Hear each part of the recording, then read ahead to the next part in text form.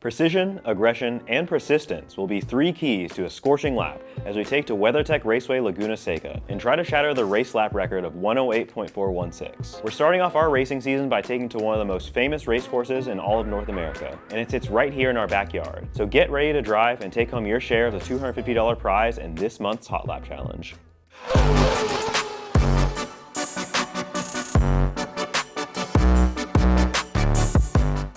Monterey, California is home to a track that has become a staple of American road racing. Whether you know it as WeatherTech Raceway, Mazda Raceway, or simply Laguna Seca, this timeless road course looks over the Monterey Hills and is located just down the road from Pebble Beach, where the annual Concours d'Elegance is held. The track was opened in 1957 on part of the land that Fort Ord occupied, and it immediately became a sensation for its fast-flowing turns, course structure that follows a natural landscape, and spectator visibility at various points around the track, which is still true today. The original layout was even quicker than the present configuration, having only 9 turns and a much faster average speed in the beginning of the lap. The track was a staple of SCCA racing from inception and hosted Can-Am, IndyCar, and various motorcycle series as well. With Jim Hall and Carroll Shelby being among the names to race the track in its early days, it really is no question as to why tens of thousands of spectators came out to watch the racing. But how could such a short course make for world-class motorsport?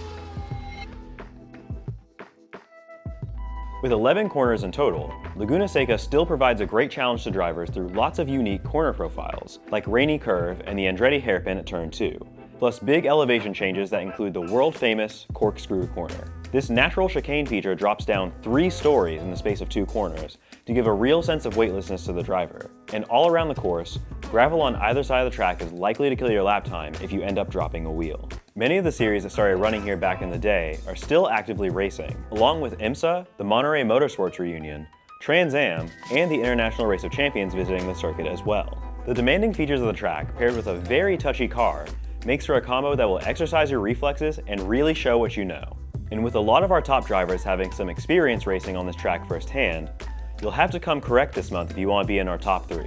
One thing those drivers can't leverage against you is real-world experience in an Indy car. So unless an Indy driver wants to turn up and show us how it's really done, we're all on the same playing field there. So let's take a trip to the garage while I tell you the specifics about our single-seater for this challenge. We'll be piloting the fastest vehicles that race on the Laguna Seca calendar, with our road course configured Indy car here in the garage. Having a lighter chassis than modern Formula 1 cars, these are very nimble racing machines that feel extraordinary in the high-speed corners. A large diffuser and more downforce-oriented aero package for road racing constitute a car that you have to hustle for lap time. The modern Indy car is superb in high-speed corners, but as you slow down, so does the air that pushes the car down towards the track, and you have to drive much more carefully since the car has less grip at low speed. This 2020 spec machine is a bit different to the current IndyCar regulation, with no hybrid power on board. The 2.2-liter V6 engine and 6-speed X-Track sequential transmission are the only components between the driver and the rear wheels. The high-revving twin-turbo engine generates 700 horsepower up above 10,000 RPM, and does so on 100% ethanol fuel. Engines are supplied by Chevrolet and Honda, but a large amount of the chassis design is spec, so in order to come out on top, the teams have to nail the car setup, and the driver has to make the difference out on track. So let's get on track and start to put it all together. Starting out the lap, keep your eyes up and to the right side of the track. Turn 1 is really more of a kink on the front straight, but this is a good opportunity to look well ahead of the car and spot your reference for turn 2. Brake before the very first marker board as the extra tarmac appears on track right. I like to double apex the Andretti hairpin, but some drivers brake deeper to get a late apex on the final phase of the corner. Grip is going to be limited as you push down the throttle, so don't rev it up too much until the steering is completely straight. With turn 3, I actually enter the corner at a slight angle from the exit of the hairpin. Braking points can vary based on your line and angle, but after the 2 marker, I start turning in just before my left front tire touches the curb. Do not hit the raised sausage part of the curb on the right, as it's going to bottom out the suspension and you'll lose control of the car if you're carrying any amount of speed through there.